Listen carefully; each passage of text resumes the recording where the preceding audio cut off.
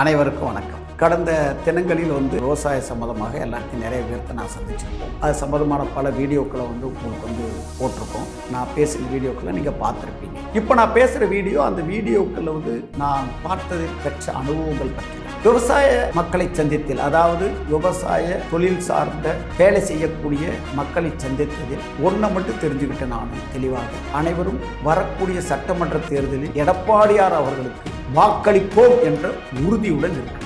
மக்கள் அனைவரும் இந்த அந்தியூர் தொகுதியை எடுத்துக்கிட்டோம் அப்படின்னு சொன்னா அவங்ககிட்ட நம்ம பேச வேண்டிய விஷயங்கள் உலக பொருளாதாரத்தை பற்றியோ, இந்திய பொருளாதாரத்தை பற்றியோ, தமிழகத்துடைய பொருளாதார உயர்வை பற்றியோ நம்ம பேச முடியாது. அவர்களுடைய அடிப்படை தேவைகள் என்ன என்பதை மட்டும்தான் நம்ம கிட்ட பகிர்ந்து கொள்கிறார். மற்ற விஷயங்கள் அவருக்கு போறதே கிடையாது. எங்களுக்கு இலவசம் அப்படிங்கிறது கூட அவங்க பெரிதாக எடுத்துக்கொள்ள முடியும்.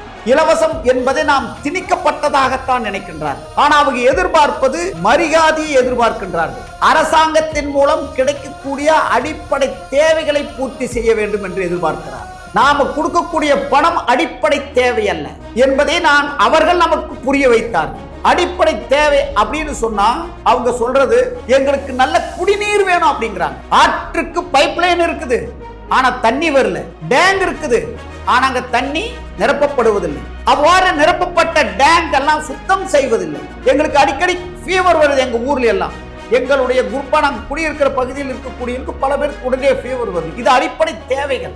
எங்களுக்கு வீதிகளுக்கு சரியான விளக்கு, தெருவிளக்குகள் இல்லை அப்படின்னு வருத்தப்படுறாங்க. சரியாக இரவில் செல்லக்கூடிய பகுதியில அந்த தெருவிளக்கு இல்லாத ரொம்ப சிரமப்படுறோம். அந்த வீடியோ போட்டிருக்கோம். அதே மாதிரி என்ன சொல்றாங்கன்னா, தெரு பகுதியானது ஒரு கழிவுநீர் செல்லக்கூடிய டிச்சானது சரியான முறையில் இல்லை அப்படின்னு வருத்தப்படுறாங்க.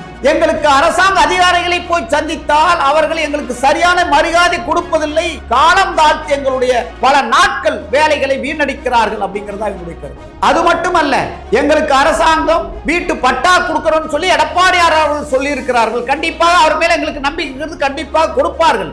ஆனால் அரசாங்க அதிகாரிகள் அதை பற்றி எது திட்டங்கள் வந்தாலும் அதை சரியாக கவனிப்பதில்லை, அவர்களுக்கு சரியான விளக்கம் கொடுப்பதில்லை அப்படின்னு வருத்தப்படுறாங்க. அதே மாதிரி எங்களுக்கு அம்மானுடைய ஆட்சி காலத்தில் இருக்கக்கூடிய தாலிக்கு தங்கம், பெண்கள் பேறுகால உதவி சம்பந்தமான திட்டங்கள், இது எல்லாம் சரியான கொடுக்கப்பட்ட திட்டங்களை சரியாக செயல்படுத்த வேண்டும் என்று நினைக்கின்றார்கள். நாங்க பஸ்ல போக்குவரத்துல போறோம், ஆனா இலவச பஸ் இருக்குது, ஆனால் எங்களுக்கு மரியாதை இல்லை. பஸ்ல காசு வாங்கிட்டா வர்ற அப்படின்னு சொல்லி திட்டுகிறார்கள். பஸ்ஸை எந்த இடத்துல நிறுத்தணுமோ அந்த இடத்துல நிறுத்துறது கிடையாது. பஸ் நிக்காதே போயிருது. ஏன்னா பெண்கள் இலவசமா தானே வர, உனக்கு என்ன நிறுத்தி என்ன ஆக போகுது? மரியாதை இல்லை. அவங்க தெளிவாக இருக்கின்றார்கள். இந்த திராவிட முன்னேற்ற கழக அரசில் எங்களுக்கு மரியாதையோ மதிப்போ எதுவும் இல்லை, அராஜக போக்கு நிலவுகிறது அப்படின்னு சொல்றது தெளிவா தெரியுது. விவசாயிகளுக்கு கிடைக்க வேண்டிய மானியங்கள் சரியாக கிடைப்பதில்லை. விவசாய கடனை தள்ளுபடி செய்யணும்னு சொன்னாங்க, அதை செய்யல. விவசாயிகளுக்கு ஏரி குளங்களை நிரப்புவதற்காக குடிமராமத்து பணியை எடப்பாடியார் அவர்கள் தொடங்கி வைத்தார். அந்த திட்டங்களை கிடப்பில் போட்டுவிட்டார்கள் திமுக அரசு என்று புலம்புகின்றார்கள் விவசாயிகள். விவசாயிகளுக்கு எங்களுக்கு சரியான விலை கிடைப்பதில்லை என்பது அவர்களுடைய மிகப்பெரிய கோரிக்கை. அதை எவ்வாறு சரி செய்வது என்பது சம்பந்தமாக நாங்கள் பல முறை முறையிட்டும் எங்களுக்கு செவி சாய்க்கவில்லை. அது மட்டுமல்ல, பல ஊர்களில் எங்களுக்கு மயானம் இல்லை என்ற குறை இருக்கின்றது. அந்த மயானம் இல்லை என்ற குறை ஏன் எழுகிறது என்றால், ஒவ்வொரு ஊரிலும் பொதுவாகவே பல ஆண்டுகளாக, நூற்றாண்டுகளாக, 2-3 தலைமுறைகளாக ஒரு பகுதியை அவர்கள் பயன்படுத்தி கொண்டிருந்தார்கள். அந்த பகுதியை, அதாவது நீர்நிலைகள், ஓடைகள், ஏரிகள் இருக்கக்கூடிய பகுதிகளை பயன்படுத்தக்கூடாது என்று உச்சநீதிமன்றம் உத்தரவிட்டுள்ளது.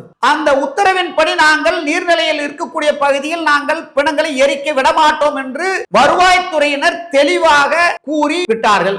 அவ்வாறு கூறினால் நல்லது, சட்ட திட்டங்களை கடைபிடியுங்கள், ஆனால் மாற்று இடத்தை தேர்வு செய்து கொடுங்கள் என்பது மட்டும்தான் அவருடைய கோரிக்கையாக இருக்கிறது. ஆனால் இந்த அரசாங்கம் நாங்கள் பல திட்டங்களை செயல்படுத்தி விட்டோம், மக்கள் சிங்கப்பூரில் இருப்பது போல் சந்தோஷமாக இருக்கிறார்கள், அவர்களுக்கு அனைத்து வசதியும் கிடைக்கிறது, ரோடு வசதி சிறப்பாக இருக்கிறது, பாலங்கள் அனைத்தும் சிறப்பாக இருக்கிறது, குடிநீர் வசதி சிறப்பாக இருக்கிறது, விவசாயிகள் அனைவரும் அனைத்து விதமான நலத்திட்டங்களை பெற்றுக் கொண்டிருக்கின்றார்கள் என்று வாய்கிளிய சொல்லிக் கொண்டிருக்கிற இந்த திருட்டு திராவிட முன்னேற்ற கழகமானது பொய்யை பேசிக் கொண்டிருக்கிறது என்பது பல வீடியோக்களின் மூலம் உங்களுக்கு தெளிவாக நான் சொல்லி இருக்கின்றேன். நமது தமிழகம் இந்தியாவிலேயே முதன்மை இடத்தில் இருக்கிறது என்று நம்முடைய தமிழக முதல்வர் மு.க. ஸ்டாலின் அவர்கள் சொல்லிக் கொண்டுள்ளார். உண்மையிலேயே மக்களிடம் சென்று நேரடியாக பேசிய போதுதான் தெரிகிறது அவர்கள் எந்த அளவுக்கு மனோநிலை பாதிக்கப்பட்டு மிகவும் வெறுப்பான சூழல். எப்போது இந்த திராவிட முன்னேற்ற கழகத்தினுடைய ஆட்சி முடிவுக்கு வரும், எப்பொழுது தேர்தல் வரும், எப்போதும் எடப்பாடியார் அவர்கள் முதல்வராக